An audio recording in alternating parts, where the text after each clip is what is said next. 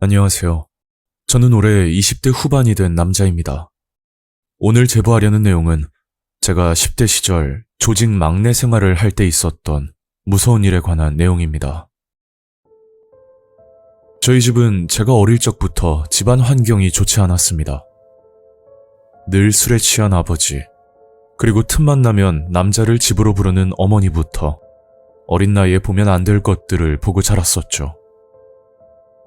이유 없이 혼나는 건 기본이고, 한날은 아버지에게 매를 맞아 다리가 부러진 적도 있을 만큼 힘든 유년 생활을 보냈습니다. 그러다 보니 주변 친구들에게 의지할 수밖에 없었고, 그렇게 고등학교를 자퇴하고 집을 나와 떠돌이 생활을 하며 지내게 되었습니다. 그 당시 미성년자이다 보니 일자리도 마땅치 않았고, 당장 잘 곳도 없는 현실에 하루하루 막막하기만 하더라고요. 그런 생활을 하고 있다가 어느 날 대구에서 유명한 조직에 몸담고 있는 큰형님을 만나게 되었습니다. 약속을 잡고 만난 건 아니고, 제가 중학생 때부터 잘 알던 친구가 동성로에서 술을 한잔하자고 했었는데 그 자리에 큰형님이 계셨던 거죠. 처음 봤을 때는 굉장히 평범해 보이는 모습이었지만 친구가 말하길 조직 내 행동대장이라는 직책을 맡고 있다고 하더라고요. 참고로 행동대장은 현장에서 직접적으로 일하는 사람 중 최고의 직급인데 말 그대로 산전수전 다 겪어본 사람이라 볼 수 있었죠. 그렇게 친구와 저, 그리고 큰형님, 이렇게 셋이서 술을 한잔했고, 나중에 알고 보니 그 술자리는 조직에 들어가기 위해 친구가 자리를 만든 거라고 하더라고요. 저는 아무것도 모르고 친구를 만났던 거고, 하여튼 그 계기로 인해서 저는 조직 막내 생활을 시작하게 되었습니다. 왜 이런 일을 하냐고 의문이 드는 분들도 분명 있으실 거예요. 하지만 당장 잘 곳도 없는 미성년자가 도움을 받을 수 있는 곳은 없었고, 그렇다고 해서 집으로 들어가는 건 더더욱 지옥이라고 생각했기 때문이죠. 저는 조직의 일원이 되고 난 뒤부터 큰 돈은 아니지만 한 달에 30만 원 정도의 수입이 들어왔고, 또 숙소 생활이지만 편히 쉴 곳도 생기게 되었습니다. 그때까지는 제 선택이 최선이라 생각했고, 저도 큰형님처럼 조직에서 인정받는 사람이 되려고 노력을 했었죠. 주로 저희가 하는 일들은 빌린 돈을 받아내는 일이 주 업무였는데, 수단과 방법을 가리지 않고 돈을 받아오면 되는 단순한 일이었습니다. 그렇다고 해서 영화에서처럼 사람을 고문하거나 또는 폭행을 하는 건 말이 안 되고, 채무자 주변인들의 주소지를 파악해 간접적으로 협박을 통해서 돈을 받곤 했었습니다. 주로 채무자 가족이나 아니면 직장 사람들에게 알리면 10명 중에 8명은 즉각 돈을 갚더라고요. 그런데 이런 방법도 통하지 않을 때면 행동대장인 큰형님이 직접 나섰고, 무슨 방법을 쓰는지는 모르겠지만 하루도 안 돼서 돈을 받아오는데 정말 신기할 따름이었죠. 친구와 저는 막내 생활을 했던지라 어떤 방법으로 일을 처리하는지 물어볼 수도 없었고, 그냥 대단하다는 생각만 가지고 있었습니다. 그렇게 조직 생활을 한 지 1년이 막 지났을 때 저희 아래로 막내들이 들어왔었고, 그 덕에 좀 편한 생활을 할 수가 있었죠. 그 후로 숙소 청소나 잡심부름 같은 건 하지 않았지만 그보다 더 끔찍한 일을 경험해야만 했었습니다. 어느 날 친구와 숙소에서 TV를 보고 있었는데 석수 형님이란 분이 말씀을 하시더라고요. 야, 너희들 나 좀 따라가자. 그때가 밤 10시가 조금 넘은 시간이었고, 갑자기 이렇게 나가는 건 처음이라 저희들은 아무 생각 없이 형님을 따라 나섰습니다. 그 당시 석수 형님이 타고 다니던 차량이 그랜저 TG였는데, 그날은 그 차를 타지 않고 검은색 봉고차에 탑승을 하더라고요. 저와 친구도 얼떨결에 봉고차에 타게 됐고 그렇게 어디론가 출발하게 되었습니다.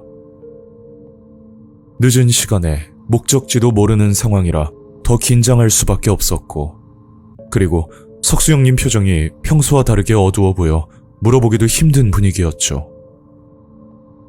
한참을 달린 뒤 어느 허름한 공장 앞에 차를 세우고 들어갔더니 그곳에는 행동대장이었던 큰형님과 그리고 처음 보는 식구들이 모여 있었습니다.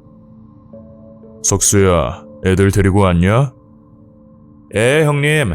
막내 벗어난 신고식은 해야 되지 않겠습니까?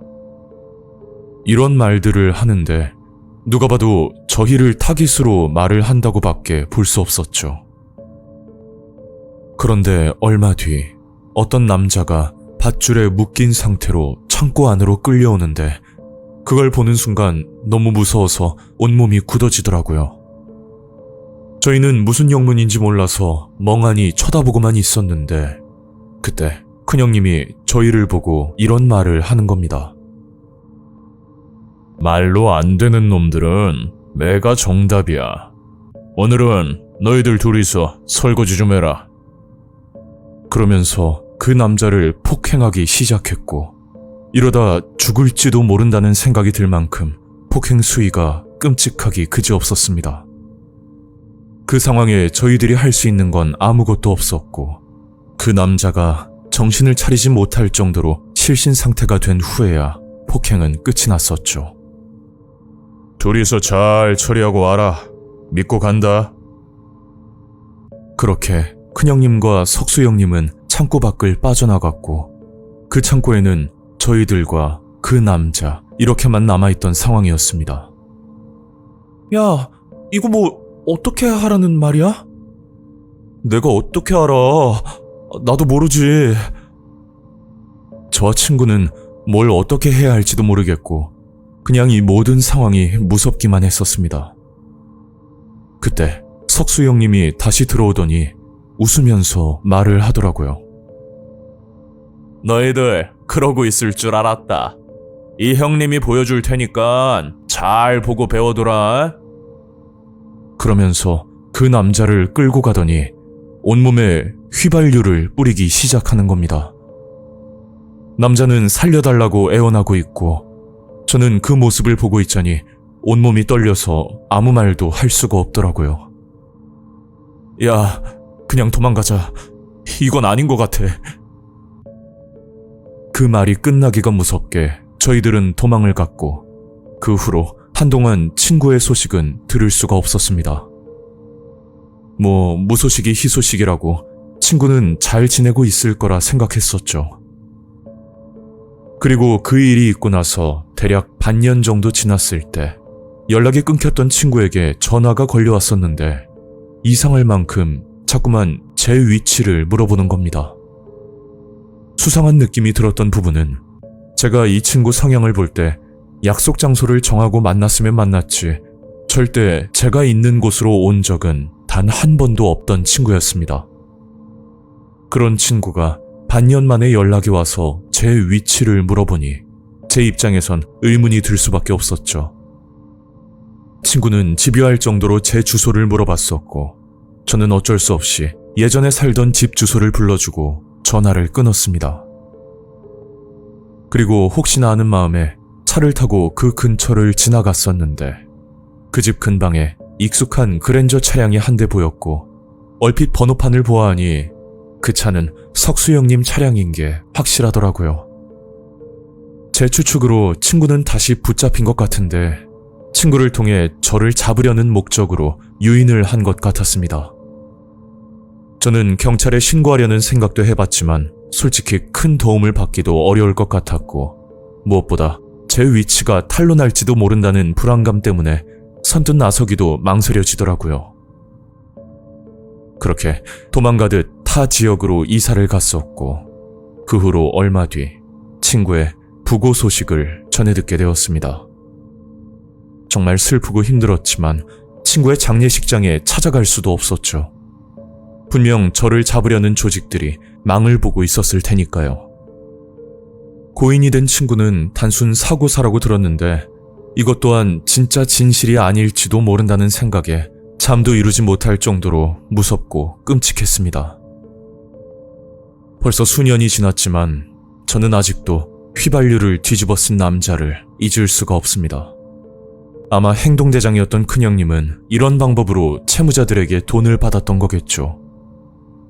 지금은 정말 평범하게 지내고 있지만 과거에 제가 했던 행동들에 대해서는 깊이 반성하며 지내고 있습니다. 그리고 한 가지, 돈이 아무리 급하더라도 사채 또는 일수 같은 불법적인 돈은 절대 사용하지 마시길 당부드립니다. 본인에게 이런 일이 일어나지 말란 법은 없으니까요. 고인이 된 친구는 참 겁이 많은 놈이었는데 이 녀석이 죽기 전까지 얼마나 공포스럽고 무서웠을지 아직도 가슴 한편이 무겁고 아프기만 합니다. 오늘 이야기는 여기까지입니다. 구독과 좋아요 잊지 않으셨죠? 다음 영상으로 또 뵐게요. 감사합니다.